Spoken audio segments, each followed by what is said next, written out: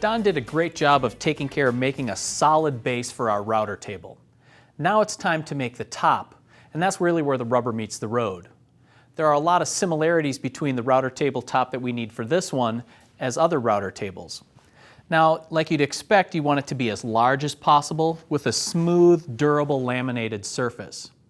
This one also has a couple other common features, like this combination track, an insert plate for the router, as well as mounting points for securely attaching the fence.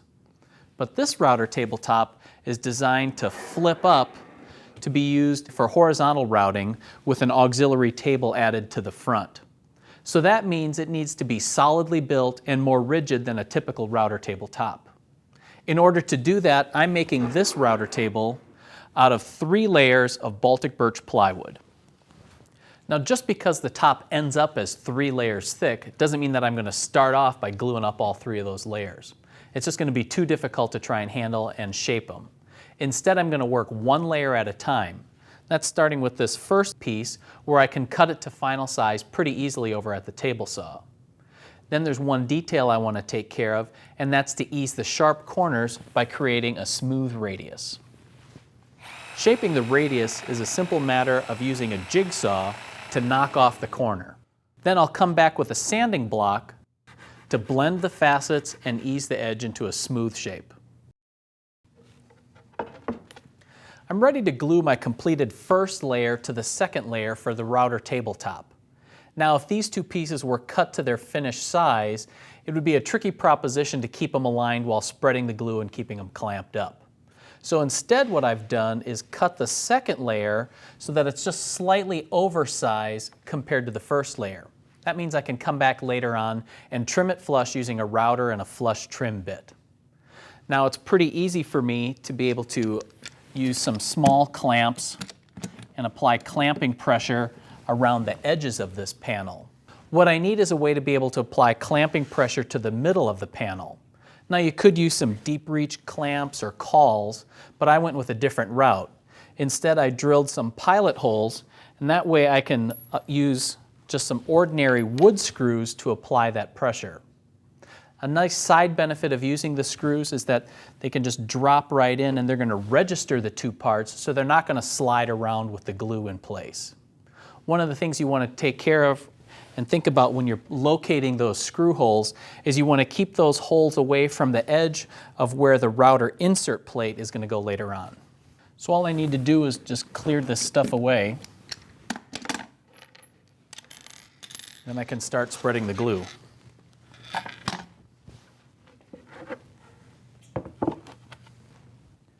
When I do that, I want to make sure that I get a nice bead, a nice coat of glue around the outside edges. So I'm going to apply it pretty thick here.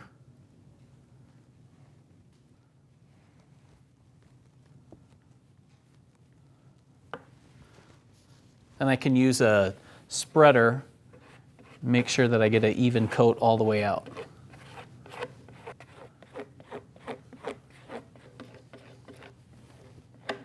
With the edges taken care of, I can apply some glue in the middle. Now, if you remember, the center section here is going to get cut away for the insert plate, so I don't have to mess around with adding glue there.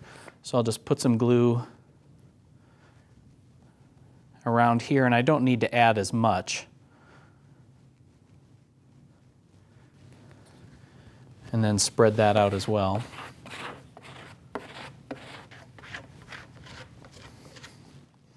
Okay, that looks pretty good. Now I can get the first layer and get it roughly centered. Then I'll get some screws. And I'm going to start in the center and then work my way out, driving the screws in place.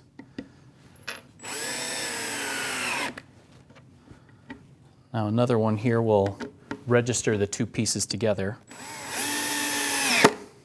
Now it's just a matter of filling in the rest of the screws.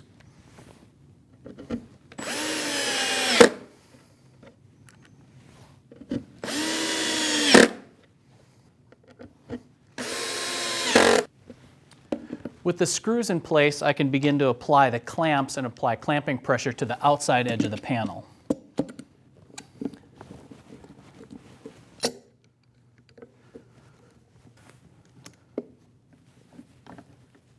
Well, it looks like I'm one short, so I'm going to have to go gather up some more clamps. And I also want to add some more in between here, as well as get some clamps in the corners to make sure that I have a nice glue bond. Then I'll just let everything dry. Now that the glue's dry, I can remove the clamps on this first glue up for the top, and I can trim this lower layer so that it's flush with the first layer. In order to do that, I'm going to use a handheld router that's equipped with a flush trim bit. Now, a flush trim bit's really nothing more than a straight bit that has a bearing on the top. In order for that to work, I need to flip the top over, set it back down so that in this orientation, you can see that the bearing on the bit is going to follow along that first layer to trim away the waste. Keep the bearing of the router bit firmly against the lower layer as you move the router counterclockwise around the workpiece.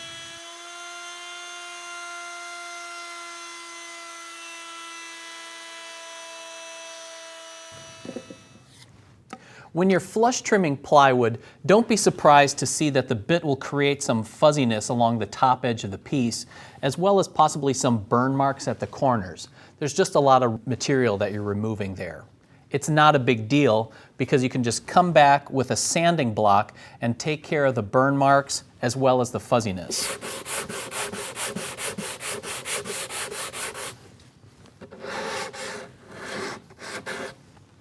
Once that's done, I'm ready to add the third layer.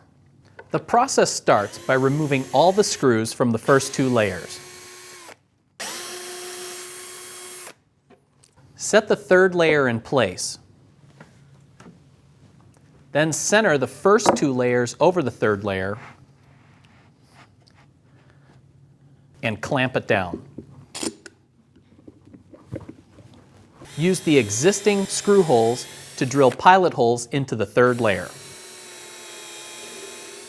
Apply a generous amount of glue to the third layer.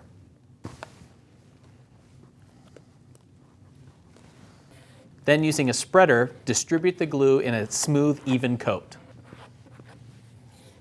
Set the previous two layers in place.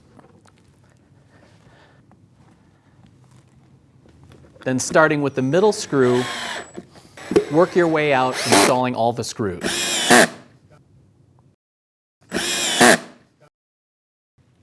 Then finish up by applying clamps around the outside edge. Complete the glue up of the router tabletop by trimming the third layer flush with the other two.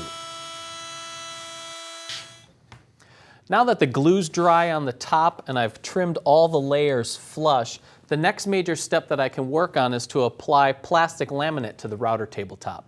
That's going to give it a smooth, durable work surface. However, there are a few other preparation steps that I need to take before I can get to that point. The first of those is to remove all the screws that I've been using to hold the layers together in the center. Now that the glue's dry, I really don't need them.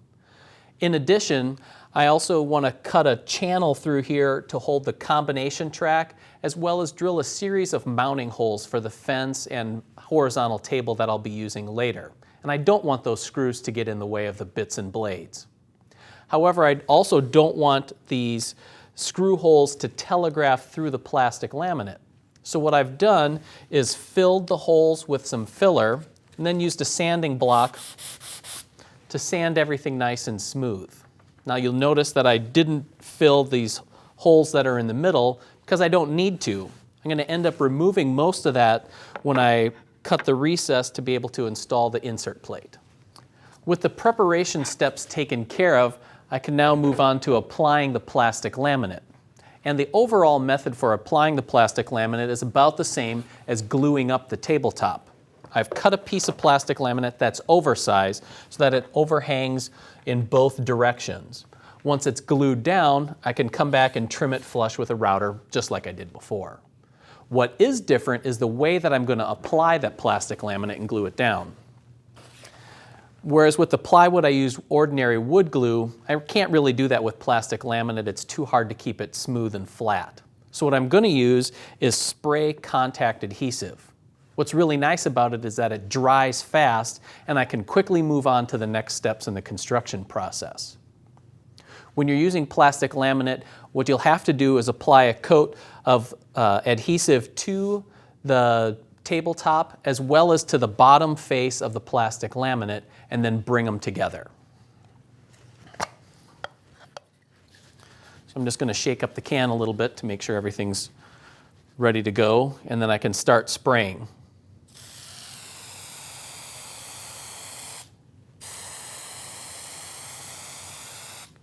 Now what you'll notice is that the contact adhesive isn't like spray paint, so you're not going to get a really smooth, flat coat as you spray it on. What you're looking for is an even pattern of the adhesive all the way across.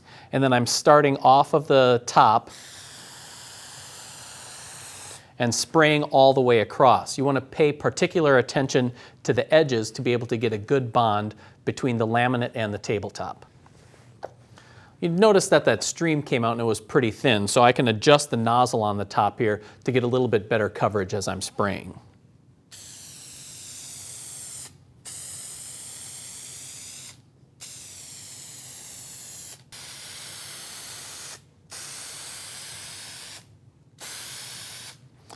Now once you're done, if you see any areas that look a little thin or that you need to go over them again, feel free to just add a little bit more adhesive if you need to.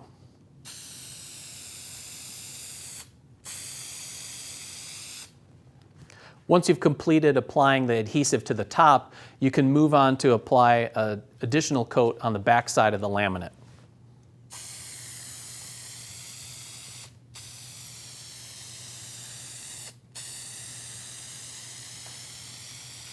And you're going to work the laminate just the same way that you did the router tabletop.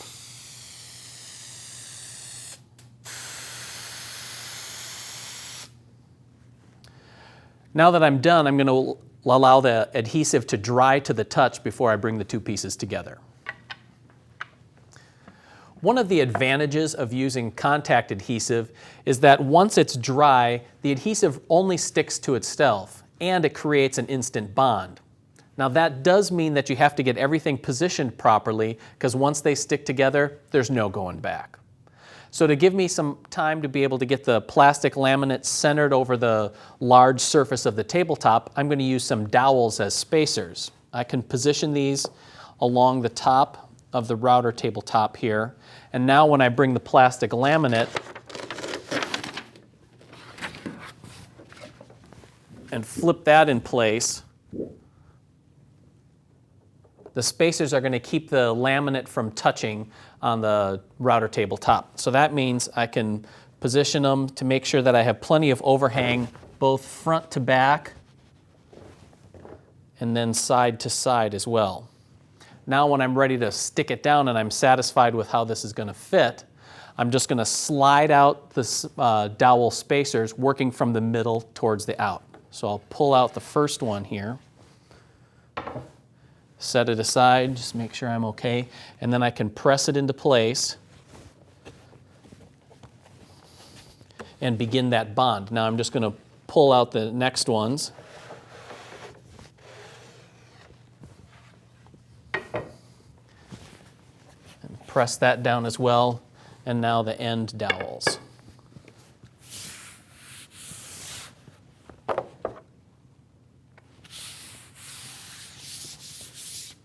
There, it's pretty easy, but I want to make sure that I have a good smooth bond here and give the maximum strength for the adhesive. So I'm going to use a rubber J-roller and apply a little bit of pressure, and I'm going to work from the center out just like I did before, just to make sure everything is well adhered together. Now as you're using the J-roller, one thing to keep in mind is to know where your edges are. You don't want to go over the edge with the J-roller and crack your plastic laminate. So I'm just going to finish rolling this out and then we'll be ready to move on to flush trimming the laminate.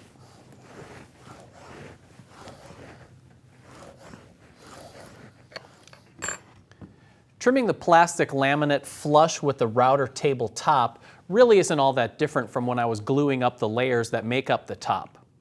What is different here though is that the plastic laminate is pretty thin, so I'm able to use a small trim router like this to be able to trim it flush. Now like before, I've fitted it with a flush trim bit, where the bearing on the bit will follow along the router tabletop while the cutting edges remove the excess laminate material. As you trim the laminate, take care to keep the router balanced and the bearing on the bit firmly against the side of the router tabletop. Then move the router in a counterclockwise direction around the top to trim away all the excess laminate.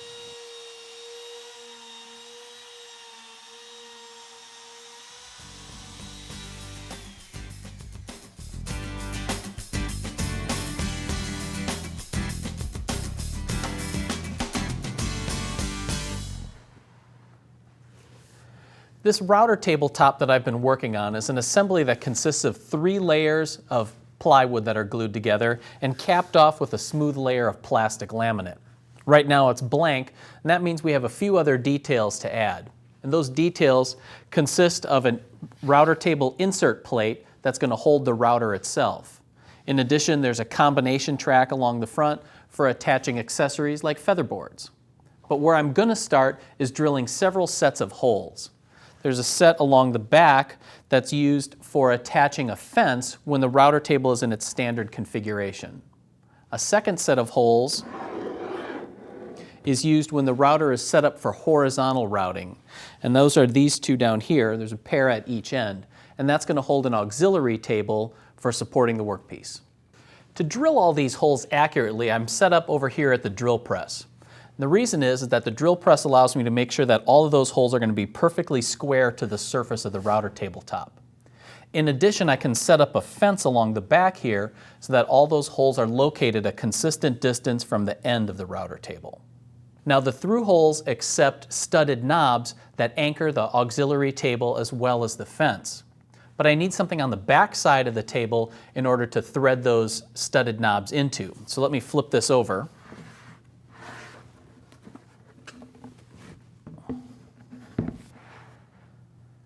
To do that, I'm going to install a set of T-nuts. Now I want to recess those T-nuts, so I'm going to drill a counterbore using a Forstner bit. I positioned an auxiliary stand to help support the workpiece. After laying out the position of the holes, I set the fence as well as the depth stop. When drilling deep counterbores like this, it helps to clear out the chips periodically.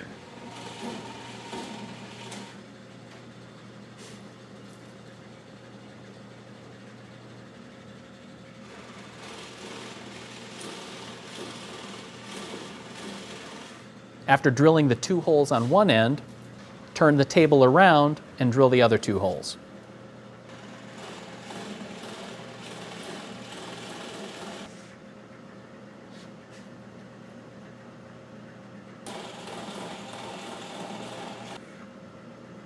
The holes for the router table fence accept a slightly smaller T-nut, so I switched out to a smaller Forstner bit, reset the depth stop, and now I can drill the holes.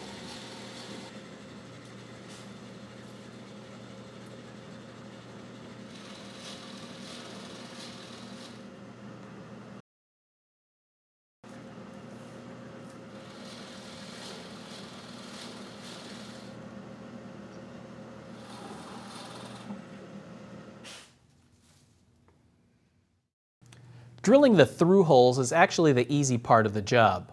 For that, I've switched to a brad point bit, and I can still use my same fence setting. Those Forstner bits that I used to drill the counterbore leaves a small dimple at the bottom of that counterbore. I'll use that point to line up the tip of the brad point bit in order to make sure that both of those holes are perfectly aligned. Drill all of the holes for the router table fence.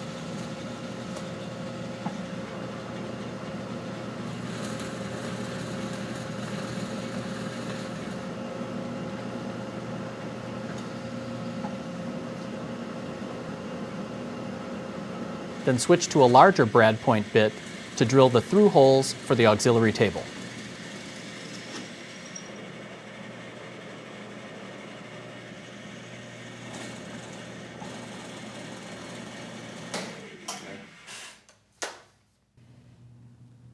Drilling holes in the router tabletop isn't the only detail that I need to add. The next step, and the reason that I'm here at the table saw, is that we need to add a versatile combination track to the front edge of the router tabletop. Now this track incorporates both a miter gauge slot as well as a T-track slot into one unit. That way you can use a miter gauge with the router table as well as easily attach stops and featherboards and other accessories. The thing that I need to do here though is cut a groove in the router table in order to recess that track so that it's nice and flush. Now in order to cut that groove in the router tabletop, I've installed the widest possible dado blade that my table saw can take. And the reason for that, here you can see, is that the combination track is significantly wider than my dado blade. So that means I'm going to have to make this cut in multiple passes. Now when it comes to setting the height of the dado blade, I'm going to use the track itself as a gauge so that the dado blade is at least as high as the thickness of the track. That way when I cut the groove, the track will be flush, or I might cut it just a little bit deeper so that the track is recessed. You don't want the track sticking up above the surface of the table. Now, then you want to set the rip fence for the first cut so that you can begin to center the track between the two holes at the front edge of the table. Hold the router tabletop firmly against the fence as you make the first pass. This is a pretty heavy cut, so take your time and make a steady pass, allowing the dado blade to do the work. I repositioned the rip fence for a second cut to remove most of the remaining waste. For the final pass, I fine-tuned the position of the rip fence to trim the groove to match the width of the combination track.